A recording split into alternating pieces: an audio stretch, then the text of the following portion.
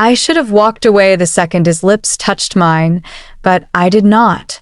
Instead, I grabbed his shoulders, pulled him closer, and let his tongue roam inside my mouth like he owned it. It had been so long since someone made me feel wanted, desired.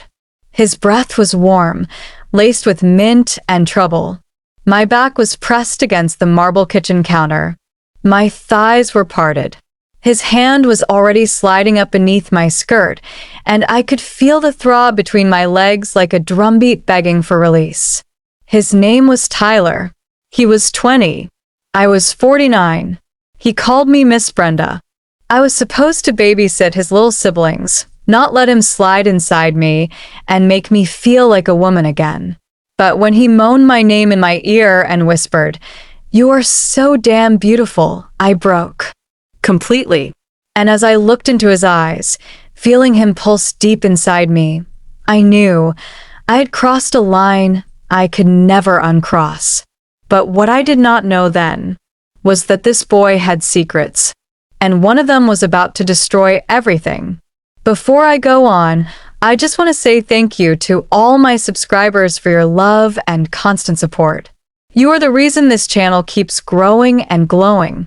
To my new viewers and returning guests who have not yet hit that subscribe button, please do it now. Your support is the fuel that powers every story I bring here. And of course, do not forget to drop your thoughts in the comments. Tell me how this story makes you feel and share it if it grabs you. Now, let us dive back in. My name is Brenda Walker. I live in Sioux Falls, South Dakota.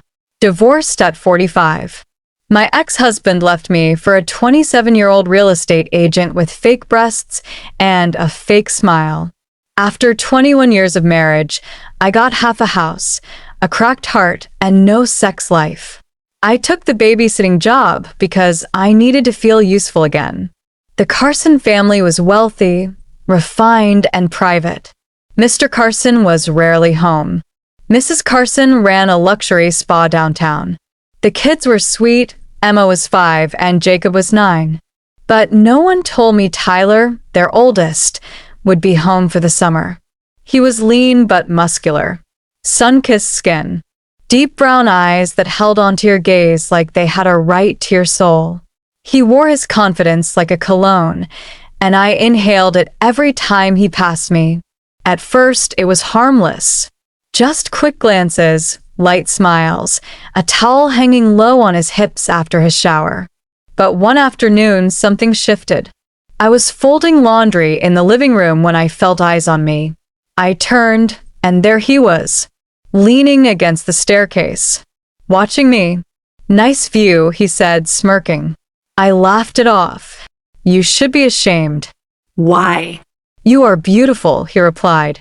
His voice was low, slow, deliberate. I felt my cheeks heat up. My stomach fluttered. It was wrong. But I could not lie to myself. I liked how he looked at me. Like I was more than just a middle-aged woman babysitting his siblings. Like I was something to be desired.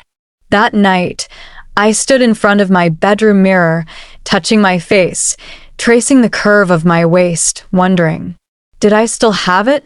The answer came 2 days later when Tyler brushed against me in the hallway and whispered, "You drive me crazy, Miss Brenda." I told myself to ignore it, to stay professional, to be wise. But something in me had already awakened, and it would not go back to sleep. Tyler and I had crossed a silent boundary. The air between us was no longer safe. It tingled. It burned. And the next time we were alone in that house, I let him kiss me, and I kissed him back. He thought I did not notice. But I saw him. I always saw him. Tyler would linger in doorways when I bent down to pick up toys. He would pause in the hallway when I walked out of the shower with a towel wrapped around my chest. His eyes would follow me like they had a right to me. And truth be told, I let them. I wanted them to. That summer sun in South Dakota was hot, but the fire building inside of me was hotter. I was trying to stay sane. I told myself it was just harmless attention from a bored college kid. But it was not. It was something more. One day, I caught him staring at me again while I was cutting strawberries for Jacob's snack. "You really like watching me, do you not?" I asked, not looking up. "I like beautiful things," he replied. "Especially the ones that pretend not to notice me." I froze. Knife in hand, my heart thudded hard against my chest. This was not just playful flirting anymore. Tyler was pushing, testing me. That evening, after the kids went to bed, I stepped out onto the back patio for some air. The Carsons had a sprawling backyard with stone tiles and fairy lights strung over a pergola. I sat down with a glass of chilled rose and tried to shake off the tension. But he followed me. "You should not be out here alone," he said. "Might get bitten."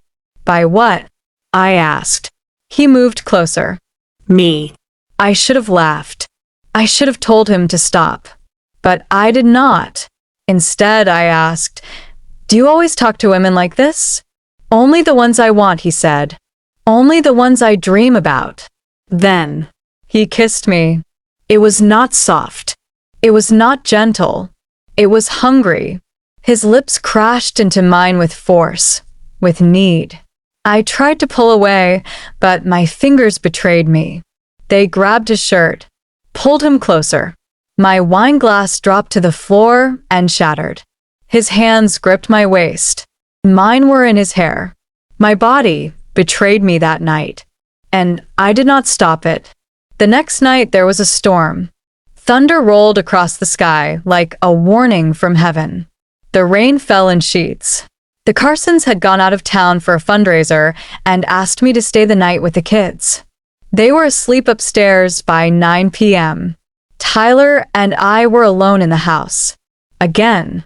He stood in the doorway of the guest room I was using, shirtless, wet hair clinging to his forehead. "I could not sleep," he said. I knew what was about to happen. He came toward me like he had done it 1,000 times. I did not resist, not even a little. When his lips found mine again, I welcomed them.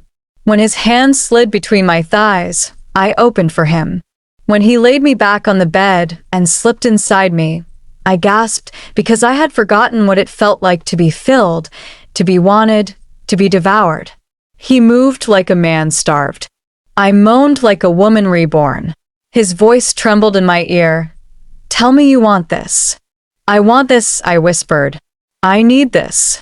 And in that moment, nothing else mattered. Not the age, not the rules, not the job. Just heat, just skin, just surrender. But as I lay there afterward, staring at the ceiling, tangled in his sweat and mine, I began to feel it creep in. The guilt, the shame, the fear. What had I just done? And what would happen if anyone ever found out? The very next morning, while Tyler was still asleep in the guest room, I found something, an envelope sticking out of the side of his duffel bag. It was not addressed to him. It was addressed to Mrs. Carson, and it was labeled Paternity Results. The envelope trembled in my hands like it had a heartbeat. Paternity Results, bold and clean on the outside, like it was just another letter. But I knew it was about Tyler. I should have stopped myself. I should have left it alone. But curiosity is not something that lets go easily, especially when your entire body is still humming from the night before, and the boy lying in your bed had just made you feel like a woman for the first time in years. I slid the paper out, and what I read made my stomach twist into a knot so tight I could barely breathe. Tyler Carson, excluded. Subject is not the biological child of Mrs. Evelyn Carson. My hands went cold. What the hell did that mean? Was he adopted? Was he lying about who he was? Or worse, was he someone else entirely? I looked over at the bed where he lay, still naked, the sheet half draped across his body. He looked so peaceful, like a boy who had nothing to hide. But that paper in my hand told me otherwise. I felt sick. I dressed quickly, tucked the envelope back where I found it, and went downstairs. My heart was pounding. My head spun. I needed air. That afternoon, I cornered him in the kitchen while the kids played outside. "Tyler, who are you?" He blinked, caught off guard. "What do you mean?" "You told me you were the Carson son. But I saw the envelope, Tyler. The paternity test. What is going on?" He paused, then leaned against the fridge, arms folded. "You want the truth?" "Yes," I said, trying to steady my voice. "I am not Evelyn's son. I am not even legally a Carson. My mother worked for them years ago as a housemaid. She died when I was 13. Mr. Carson. He helped raise me, paid for my schooling, told everyone I was his nephew. So why lie to me?" I asked. "Because no one takes the help seriously, Miss Brenda," he said, eyes burning. "I saw the way you looked at this house, this family. I needed you to see me as someone, not just some charity case living in the guest room." His voice cracked a little. "I just wanted to feel like I belonged to something, to someone. I wanted to be angry, but I was not. Not fully. Because deep down I understood him. His hunger, his loneliness, his ache to be wanted." We stood there, breathing in the silence. And then he stepped closer. "I might not be their real son," he said, "but what I feel for you, that was real." I wanted to believe him, but something in me had shifted. The following week, I resigned. Quietly, I told Mrs. Carson that I needed to return to my family out of state. She seemed disappointed, but respectful. Tyler never said a word. He watched me pack from the hallway, his face unreadable. Before I walked out the front door for the last time, he handed me a note. I read it in my car, parked 2 blocks away. "You made me feel seen. You made me feel real.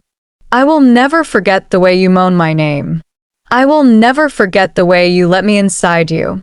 I hope you remember me too, not for what I hid, but for how I touched your soul." And I cried, not because I regretted what we did, but because I knew I would never feel that kind of reckless, consuming passion again. Final reflection. I am not proud of everything I did, but I am not ashamed of needing to feel wanted either. Sometimes we make mistakes not because we are bad, but because we are empty. And someone comes along and fills that space, even if only for a moment. Tyler was never mine to keep, but for one unforgettable summer. He reminded me that I was still a woman who could feel, a woman who could burn, a woman who could still be desired. What do you think, listeners? Was Brenda wrong? Was Tyler selfish? Or just lost? Drop your thoughts in the comments. I read every single one. Like this video, share it with someone who needs a little heat, and if you have not already, hit that subscribe button. That simple click is what keeps this channel alive. Thank you for listening to this raw, intense journey. I will see you in the next story.